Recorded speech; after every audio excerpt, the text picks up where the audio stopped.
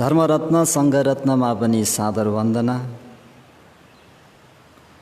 शासनका उपाध्याय आचार्यदेखि लिएर देखाउने सुनाउने सिकाउने सबै गुरु भन्तेजीहरूलाई यो स्थानबाट नै शिष्यको सादर वन्दना। साथै उहाँ श्रद्धेय भन्तेजीहरूको आशीर्वादलाई शिरोधारण गरेर सज्जनवर्ग श्रोतागणहरूमा दिनानुदिनको मङ्गलमयको शुभ मैत्री कामना व्यक्त गर्दै आज कुशे औँसी बुबाको मुख हेर्ने दिन 2077 साल भद्र 3 गते बुधबार, समय 3:10।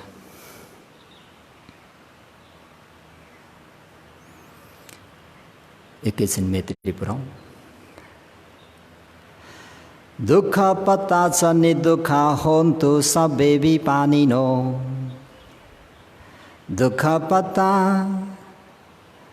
रोगन्तर कल्प दुर्भिक्षन्तर कल्प सत्तन्तर कल्प आदिमा परेर दुःखले ग्रस्त भइरहेका सबे भी पानिनो, सम्पूर्ण भएका सत्व प्राणीहरू निदुःखा छ। दुःख रहित भएको वा दुःख नभएको पनि हन्तु भवन्तु भइबक्सोस् हजुर। भय पत्ता राजा भय चोरा भय अघि भय उदक भय आदि विभिन्न कारणले डर भय त्रसित भइरहेका सबे भी पानिनो, सम्पूर्ण भएका सत्व प्राणीहरू निर्भया छ। भय रहित भएको वा भय नभएको पनि हन्तु भवन्तु भइबक्सोस् हजुर। शोक पत्ता ज्ञाति व्यासन रोग व्यासन भोग व्यासन आदि व्यासन धर्मका कारणले शोकाकुल भइरहेका सबे पी पानिनो, सम्पूर्ण भएका सत्व प्राणीहरू निशोका छ। शोक रहित भएको वा शोक नभएको पनि हन्तु भवन्तु भइबक्सोस् हजुर।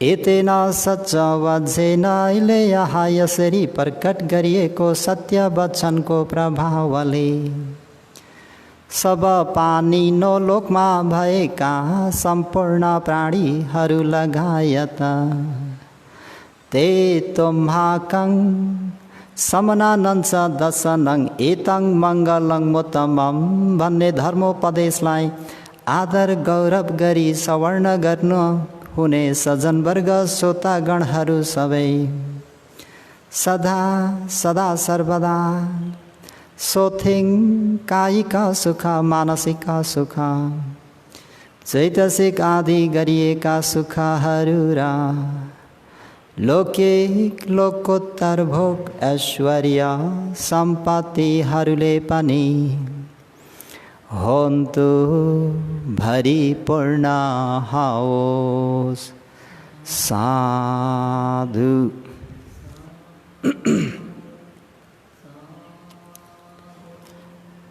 सबैको मङ्गल होस्, भलो होस्, कल्याण होस्।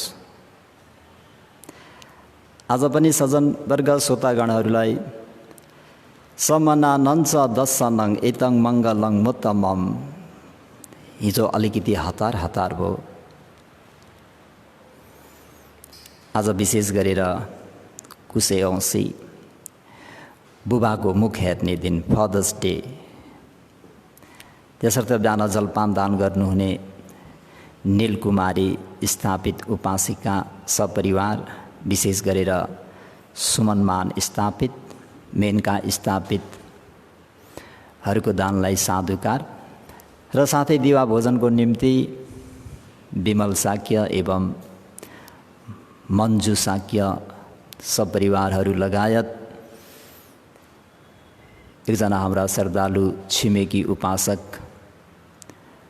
वरुण घले तामाङ उहाँहरूको दानलाई साधुकार गर्दै समना नन्छ दशनङ एताङ मङ्गलङ मत मम भन्ने प्रसङ्ग हिजो कौसम्बी सेठको कसरी मृत्यु हुन्छ र घोषकले एकपटक प्रत्येक बुद्धको दर्शन गर्दाखेरि कसरी देवलोकमा कुकुरको भवबाट कसरी देवलोकमा घोषक देवपुत्र भएर उत्पन्न भए, त्यहाँबाट च्युत भएर हाम्रा शाक्य मुनि भगवान गौतम बुद्धको समयकालमा कौसम्बी भन्ने नगरमा कसरी नगर सोबिनीको गर्भमा प्रवेश गरेर फ्यालै खाए, जन्मिने बित्तिकै फ्याँकाइ खाए। दोस्रोमा गोठको द्वारमा फ्यालै खाए र पनि मरेनन्। तेस्रोमा शमशानमा फेरि फालै खाए, त्यहाँ पनि बाख्राले बचायो र बाख्ले गोठालोले पालन पोषण गर्यो। चौथोमा अहिलेको भाषामा भन्नुपर्दाखेरि रिङ रोड राजमार्गमा त्यतिखेर चाहिँ सजनबिन बेलगाडाको समय हुँदाखेरि, बेलगाडाको युग हुँदाखेरि घोषकलाई बेलगाडाको लिकमा बेलगाडाहरू आवत जावत गर्दा कुल्चेर मारुन् भन्ने मनसायले कौसम्बी सेठले त्यहाँ फ्याँक्न लगाए। कालिदासले फ्यालिन् र पनि उनले गरेको है समनानञ्च दशनङ एतङ मङ्गलङ मुत्त मङको पुण्यको तेजले, पुण्यको प्रभावले सजनबिन घोषक ती बालकको मृत्यु हुँदैन। पाँचौँमा पर्वतको भिरबाट पाखाबाट फ्यालिदिन्छन् र उनको त्यो कर्मशक्ति समनानञ्च दशनङ नबिर्सिनु होला, अति उत्तम मङ्गल। त कपासको रुईको झलुङ्गामा चाहिँ राखिदिए जस्तै बाँसको झाङमा गएर पर्छन्। बाँस काट्न आउनेहरूले उनलाई पालेर पालन पोषण गर्छन्। कौसम्बी सेठले फेरि उहाँलाई 1000 असर्पी दिएर बालकलाई फेरि लिएर जान्छन्। छैठौँमा कुमालीसँग सल्लाह गरेर घोषक बालकलाई भनौँ, ठिटोलाई भनौँ, मार्ने षड्यन्त्र गर्छन्। उल्टै आफ्नै छोरा नै मराइ खान्छन्। र पनि घोषक सेठले त्यो कुविचार कुसङ्कल्प छाडेका होइनन्। है सङ्कल्प पनि पाप सङ्कल्प र सम्मा सङ्कल्प भन्ने दुईटा छ।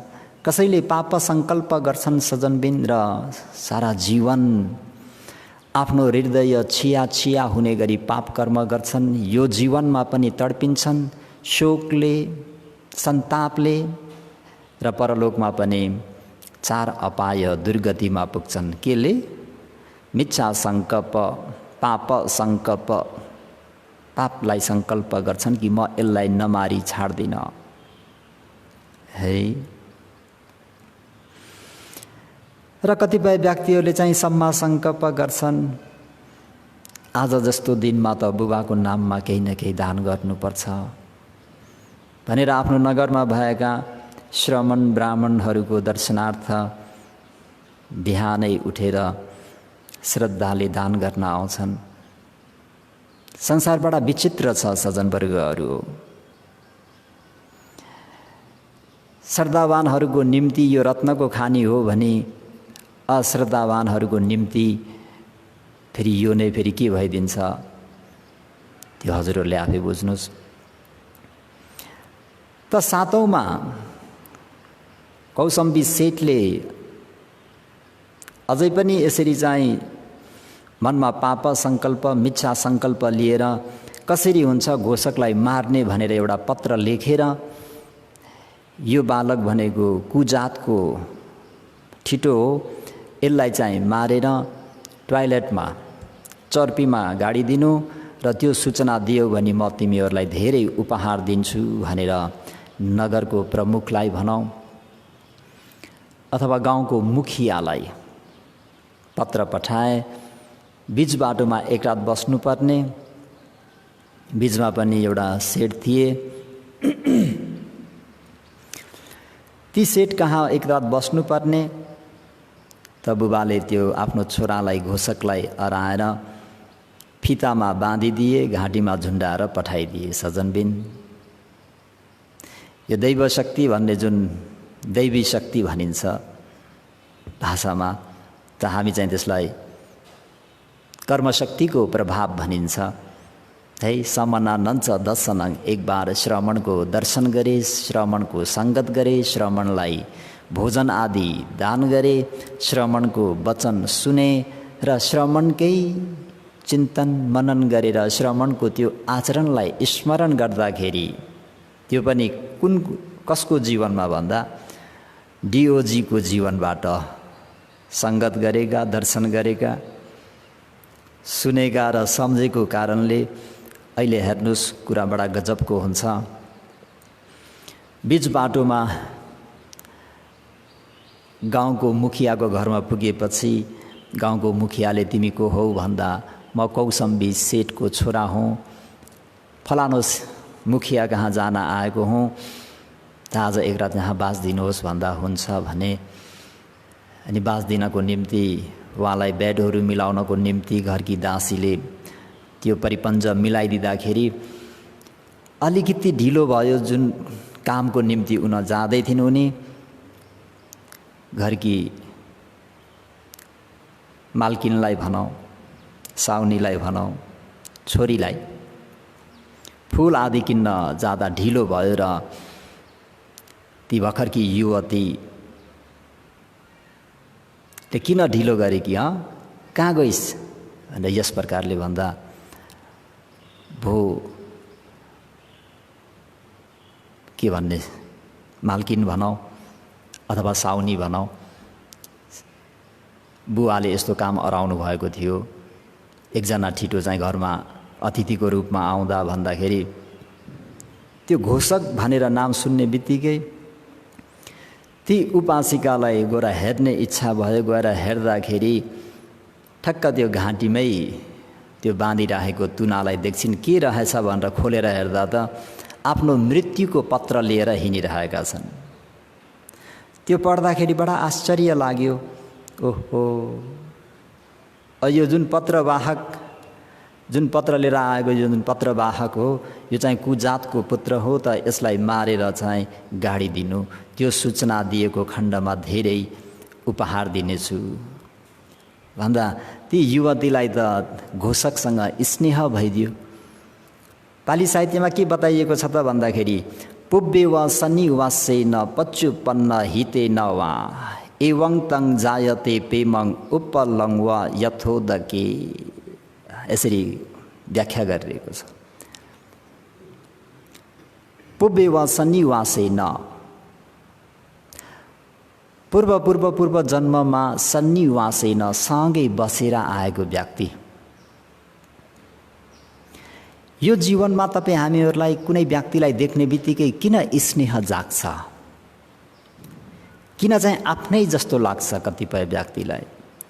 कसैलाई आफ्नो दाजु जस्तो, दिदी जस्तो, फ्रेन्ड जस्तो, मित्र जस्तो, बोलाउँ मित्रता राखौँ, नमस्ते गरौँ जु गरौँ जस्तो लाग्छ कतिलाई फेरि त्यसै पनि छोडिदिउँ जस्तो पनि लाग्छ।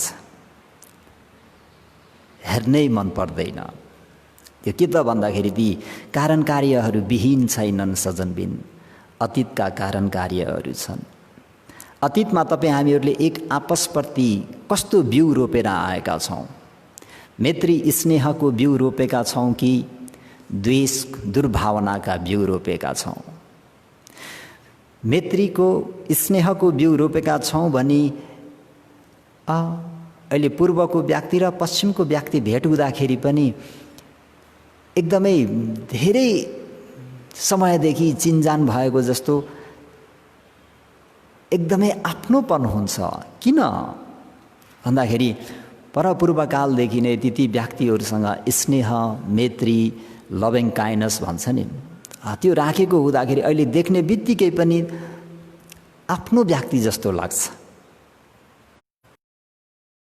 कतिपयलाई चाहिँ जुन बिउ कस्तो राखिन्छ त भन्दाखेरि द्वेषको, इकको, जस्तो हाम्रो नही वेरे न वेरानीमा दिदी बहिनीले के गरे, पक तँलाई जानेकी छु म, अर्कीले फेरि पक तँलाई जानेकी छु म। एवं प्रकारले उनीहरू एक आपसमा देख्ने बित्तिकै के त भन्दाखेरि ईर्ष्या, द्वेष, दुर्भावना, दुर्विचार, कुविचार, त्यसमानेमा प्राणीहरूलाई मैत्री गर्नु, त्यो धेरै लामो समयसम्म जान्छ होइन भने। पुब्बेव सन्निवासेन, त यी युवती पनि के त भन्दाखेरि यी घोषक र यी युवती चाहिँ 4 जन्म अगाडि दम्पत्ति थिए भनेर त्यहाँ अर्थकथाले उल्लेख गरेको छ सजनबिन। त्यसो हुँदाखेरि यी युवतीलाई देख्ने बित्तिकै घोषकप्रति स्नेह जाग्यो।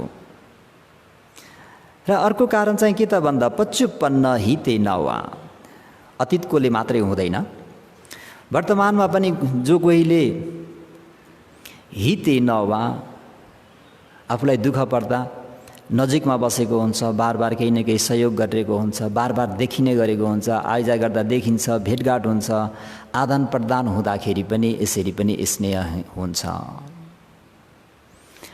त्यही भएर पुब्बेव सन्निवासेन पच्चुपन्न हिते नवा एवं तं जायते पेमं उपलं व यथोदके। उदके पानीमा उपलङ कमलको फुल उत्पन्न भए जस्तै एवं एवं प्रकारले नै प्रेमम भन्ने प्रेम स्नेह चाहिँ जायते उत्पन्न हुन्छ। कतिवटा कारण? 2टा कारण। अतीतमा सँगै बसेर आएको, स्नेही भएर, र यो जन्ममा पनि केही न केही आदान प्रदान हुने, केही न केही मद्दत गरिरहने, त्यस्तो भइयो भने जसरी पानीमा कमलको फुल उत्पन्न भएर आए जस्तै स्नेह, प्रेम, माया पनि उत्पन्न हुन्छ। त यसलाई नै राखौँ। त ती युवतीले के लेखिन् त भन्नुहुन्छ भने सजनबिन, त्यो घोषकलाई केही पनि थाहा छैन नि बिचारा। जन्मेदेखिको फालाइ खाएका हुन्, मार्नको निम्ति षड्यन्त्र गराइ खाएका हुन्। 16 वर्षका भइसके अझै पनि उनी षड्यन्त्रमै छन्। तर उनलाई षड्यन्त्र गरेका छन् भन्ने कुरा पनि उनलाई थाहा छ भन्दा छैन। त्यति सोझो, त्यति सिधा। अब पालेको छोरा हुँदाखेरि उनलाई पढाउने त अब टाढाकै कुरा भयो। त्यसो हुँदाखेरि कालो अक्षर भैँसी बराबर भने जस्तो भइ नै हाल्यो। त्यसर्थ उनलाई आफूले जुन पत्र लिएर हिँडेका छन्, जुन सन्देश लिएर हिँडेका छन्, त्यो आफ्नो मृत्युको हो भन्ने पनि उनलाई थाहा छैन। तर यी साउनी, यी ठिटी, यी तरुनी चतुर छिन्। त उनले लेखिन्, हे मुखिया, माझको मुखियाको फलानो छोरीलाई, मेरो छोरालाई तिमीले सबै मिलाएर, गाउँलेहरू मिलेर चाहिँ पुरा पञ्चे बाजा बजाएर झैँ झैँ विवाह गर र ती सम्पूर्ण सन्देशहरू चाहिँ मलाई डिटेल विस्तृत रूपमा व्याख्या गरेर पठायो भने म तिमीलाई धेरै उपहार दिन्छु भनेर उनले बिल्कुल ठिक विपरीत चेन्ज गरिदिन्, परिवर्तन गरिदिन् सजनबिन। अनि घाँटीमा त फिता झुन्डाइदिन्, राति सुते, बिहान भो जलपान गरेर मुखियालाई नमस्ते गरेर बिदा मागेर उनी जहाँ जानुपर्ने हो गएर त्यो सन्देश जसलाई दिनुपर्ने हो त्यो गाउँको मुखियालाई फेरि उनले हातमा समाइदिए। मुखियाले त्यो पत्र खोलेर हेर्दा त फलानुको छोरीलाई मागेर विवाह गरिदिनु, त्यो पनि पञ्चे बाजा बजाएर। गजब भयो है। कर्मशक्तिको प्रभाव पनि गजबै छ। यसरी हुँदाहुँदै विवाह भयो, खबर पुग्यो भनौँ विवाह सम्पन्न भयो भनेर सेठलाई बहुत ठुलो चिन्ता भयो। कौशम्बी सेठलाई सजनबिन, होइन के हो मैले सोचेको सबै विपरीत हुन्छ, यो हो के भन्दाखेरि मनमा एकदमै धक्का पर्छ र उनी एकदमै बिरामी हुन्छन्, मानसिक रोगी भएर थलै पर्छन्। अनि ल अब जे भयो भयो, घोषकलाई बोलाउनु भनेर धेरै पटक 2-4 चोटि मान्छे पठाए, तर दुलैले घोषकको अर्धाङ्गिनीले अलिकति चतुराइन गरिन्। अलिकता चतुराइन गरेर अन्तिम अवस्था अब चाहिँ बाँच्ने जस्तो छैन भनेपछि सबै कुरा मिलाएर आफ्नो स्वामी परिवारहरूसहित अनि उनी कौसम्बी सेठ कहाँ जान्छन्। त्यो दिन फेरि कौसम्बी सेठ अन्तिम वकिल ल्याएर लेखा पढ्ने बेलामा घोषकलाई सम्पत्तिहरू सबै नदिनु भन्न चाहेका, तर घोषकलाई यी सम्पत्तिहरू सबै केही पनि नदिनु भन्छु भनेको घोषकलाई यी सम्पत्तिहरू भन्ने बित्तिकै कौसम्बी सेठको त्यही दिवंगत हुन्छ, मर्छन् भनौँ। सजनबिन यस्तो भएको कसरी चाहिँ घोषक त्यहाँको सेठ बन्ने त, कौसम्बीको सेठ बन्ने त भन्दाखेरि यो प्रसङ्ग यहाँनिर ल्याउन चाहेको। यी सम्पत्तिहरू सबै केही पनि नदिनु भन्छु भनेको यी सम्पत्तिहरू सबै घोषकलाई भनेर दि एन्ड कौसम्बी सेठको मृत्यु भयो। त अनि महाराजले को छ, कौसम्बी सेठको को छ भन्दा घोषक भन्ने छोरो छ। ल हेर्नुहोस् त सजनबिन, अनि घोषक बन्ने ती युवक भनौँ, तन्नेरी भनौँ, 16 वर्षको, अब त विवाह पनि भयो। त महाराजले राजदरबार बोलाएर सेठी पद प्रदान गरी बक्स्यो।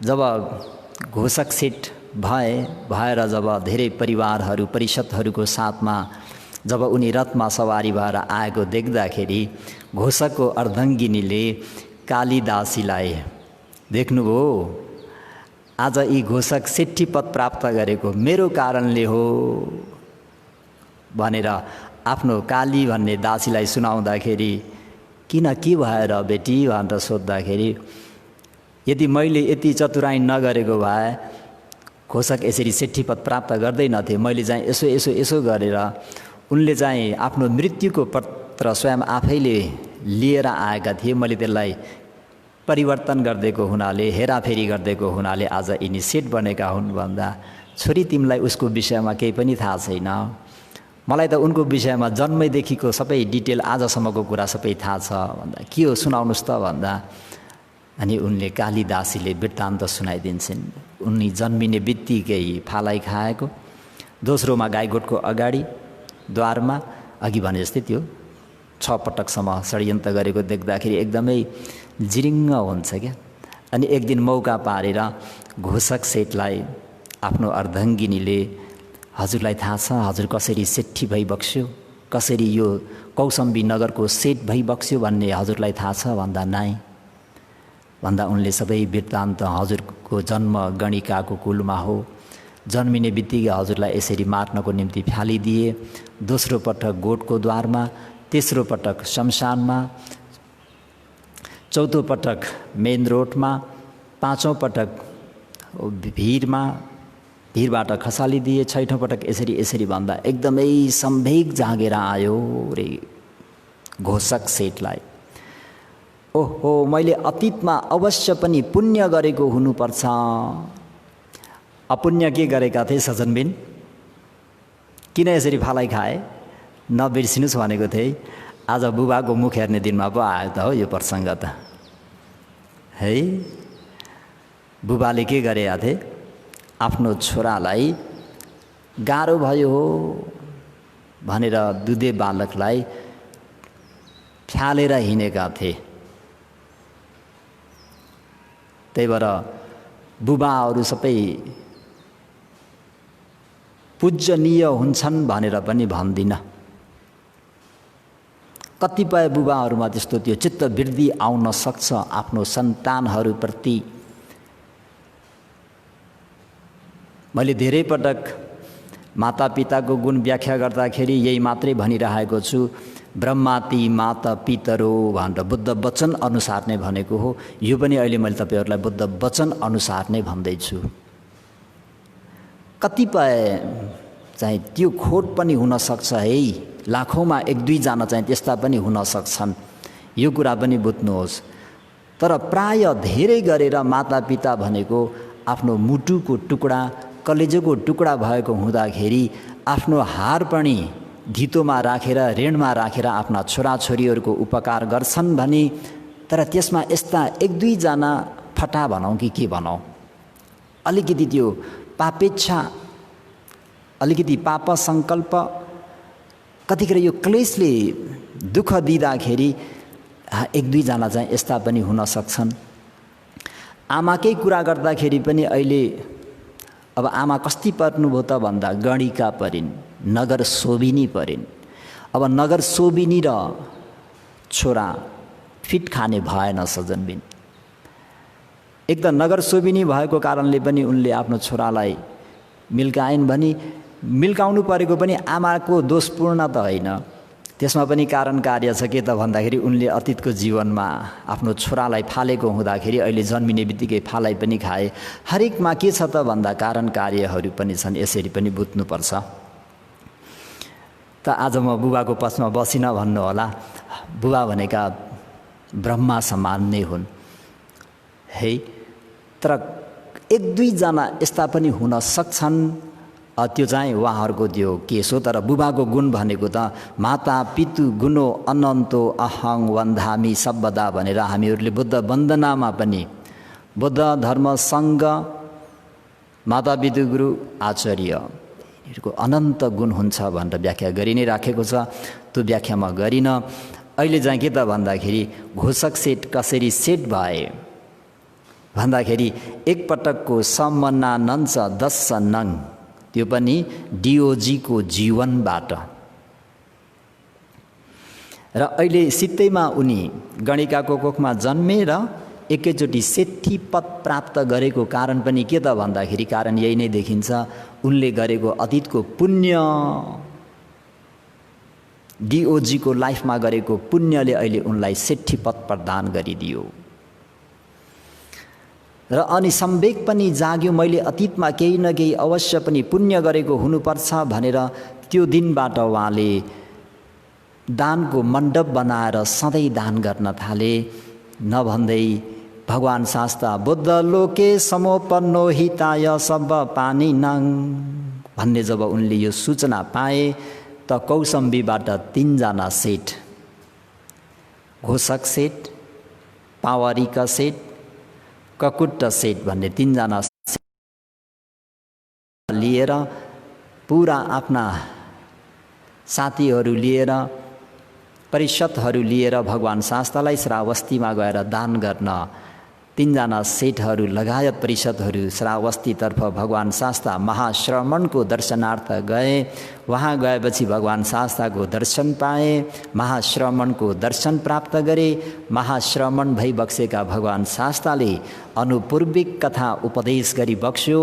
अनुपूर्विक कथा भनेको दान कथा, शील कथा, सग्ग कथा, कम्माना आदि नव कथा, निखमे अनिशंस कथा, चतुसच्च कथाको अन्तमा सजनबिन घोषक सेठ सोतापत्ति मार्ग ज्ञान फल ज्ञान प्राप्त हुने गरी त्यसको उपनिश्चय भनेको के छ त भन्दाखेरि डिओजीको भवमा समना नन्छ 10 नङ एतङ मङ्गलङ मुत्तमम। मैले यसैलाई फोकस गरेको। यदि बा चित्त बुझ्छ होला, यो टपिक्सलाई यहीँ नै समाप्त गरौँ। अर्को टपिक्स अशोक महाराजको टपिक्स अलिकता भन्न चाहन्छु। चण्डशोक सबैलाई थाहा छ। चण्डशोक भनेको राज्य सिंहासन प्राप्त गर्नको निम्ति 3-4 वर्षसम्म कलिङ्ग युद्ध, अचिरावती नदी गङ्गा नदी कहिले पनि सफा आउँदैनथ्यो रे सजनबिन। हे कति युद्ध भयो भन्दाखेरि, कति रगत बग्यो भन्दा अचिरावती नदी गङ्गा नदी सबै रगतले रातो हुन्थ्यो। 3-4 वर्षको घमासान युद्धमा चण्डशोकले आफ्ना दाजुभाइ मात्र 99 जनालाई घात गरे, मारिदिए। के को निम्ति? राज्य सिंहासन प्राप्त गर्नको निम्ति। डरलाग्दो छ है। राज्य सिंहासन प्राप्त गरे र जम्बूद्वीपका एकमात्र छत्र सम्राट भइबक्स्यो। तर उहाँलाई त्यो सुख शान्ति प्राप्त भयो त भन्दा सजनबिन मन बडा आकुल व्याकुल हुन्थ्यो, छटपट्याउँथ्यो रे। जब राजदरबारदेखि बाहिर निस्केर हेरे भने कोही विधवा, कोही टुडा, कोही अनाथ, कसैको हात छैन, कसैको खुट्टा छैन, कसैको कान छैन, कसैको नाक छैन, कसैको आँखा छैन। त्यो 4 वर्षको घमासान युद्धमा प्राणीहरूको त्यो दृश्य देखेर कहिले पनि शान्त भएन। तपाईहरुले पनि के जनयुद्ध अघि के भन्छ 12 वर्षसम्मको, थोरै धेरै त्यो जनयुद्धमा अझै पनि ती जनयुद्धका पीडितहरू अझै पनि कसैको आँखा छैन, कसैको खुट्टा छैन, कसैको के छैन, कसैको श्रीमान छैन, विधवा भइदिए, कसैको मातापिता मरेर टुडा भइदिए, कसैका छोराछोरी मरेर ती वृद्ध मातापिताका कोही सहारा छैनन्, बेसहारा छन्। यहाँ पनि देखिरहनु भएको छ। त्यहाँ पनि एवं प्रकारले युद्ध गरेर सिंहासन प्राप्त गरिबक्स्यो र आफ्नो राज्यमा हेर्दाखेरि थिए नि अबौद्धहरू त। पुम अप्रसङ्नी भनेर मैले सम्झिने गर्छु सजनबिन। 6 अबौद्ध नेताहरू, आफूलाई आफै श्रमण भन्नेहरू। पुम अप्रसङ्नी। पु भनेको पुराण कश्यप, म मक्खली घोषाल, अजित किसकम्बल, प्रकुद कात्ययन, सञ्जय बेलठ पुत्र, निघण्टनाथ पुत्र। जब साधु सन्त भनेर उनले हेर्थे श्रमण ब्राह्मण भनेर, तर ती श्रमण ब्राह्मणहरूमा लुगा वस्त्र पनि छैन, हिरी र ओत्तप्प भन्ने धर्म पनि छैन रे। जो कि सम्पूर्ण घरबार त्याग गरेर हिँडेका प्रव्रजार्थीहरूलाई हेर्दाखेरि पनि उनको मनमा कहिले पनि शीतल शान्त भएन रे सजनबिन। एक दिन एवं प्रकारले नै अशोक महाराज आफ्नो राजदरबारको झ्यालबाट चियाएर हेर्ने क्रममा साँच्चैको श्रमण, वास्तवको श्रमणलाई देखे सजनबिन, देखिबक्स्यो। कोलाई त भन्दाखेरि निग्रोध सामनेर, निग्रोध श्रमणलाई। 7 वर्षका सामनेर चिवरलाई पारुम्पार गरेर भिक्षा पात्रलाई हातमा लिएर इन्द्रियलाई संयम गरेर सेखिया शिक्षापद अनुसार ओखित चक्षु अन्तर घरे गमे सामिति शिक्षा करनिया। ओखित चक्षु, आँखालाई पनि ठिक्क संयम गरेर, आफूलाई चाहिए जति मात्रै ठिक्क अगाडि हेरेर, शिरलाई सोझो बनाएर शान्त दन्त भएको वास्तवको श्रमणलाई जब देख्दाखेरि मनमा यति आनन्द आयो, यतिका हुलमुलमा। हैन, नगर कस्तो क्राउडेड हुन्छ, कस्तो हुलमुल हुन्छ। त्यो हुलमुलमा पनि केसरी सिंहराज जस्तो कतै दायाँ बायाँ कतै घुम्नु छैन, चल्नु छैन, आफ्नो टक्क इन्द्रियमा चाहिँ सिंहनाद गरे जस्तै सिंह चाहिँ जङ्गलबाट गज्रेर निस्केर आउँदाखेरि सबै अन्य साना साना प्राणीहरू डरले छौँ साइट लागे जस्तै एकजना श्रमणको नगर प्रवेश गर्ने बित्तिकै कस्तो खालके होला, घेरुवा वस्त्र धारण गरेको छ, शान्त इन्द्रियमा आफ्नो शान्त तालमा हिँडेको देख्दाखेरि मन बडा प्रीतिले गदगद भयो र तुरन्तै आमत्यलाई जाऊ ती सानो श्रमणलाई राजदरबारमा डाकेर ल्याऊ। राज कर्मचारीहरू आएर हजुरलाई महाराजले बोलाउनु भएको छ भन्दा पनि चाल त्यही हो, अलिकता पनि तलमाथि भएन अरे, एकदम इन्द्रिय शान्त। राजदरबारभित्र प्रवेश गरिबक्स्यो। महाराजले हजुरलाई अनुकूल हुने आसनमा विराजमान भइबक्स्योस् भनेर आदेश दिइबक्स्यो। त्यतिखेर बल्ल सामनेरले निग्रोध श्रमणले दायाँ बायाँ हेर्नुभयो रे सजनबिन। कोही भिक्षु भन्ते हुनुहुन्छ कि, मभन्दा कोही सिनियर मेरा गुरु भन्तेहरू कोही हुनुहुन्छ कि, कोही पनि नदेखेपछि कहाँ गएर विराजमान भइबक्स्यो त भन्नुहुन्छ भने अशोक महाराजको सिंहासनमा गएर 7 वर्षको सम्म गएर विराजमान हुँदाखेरि बडा गदगद भयो रे।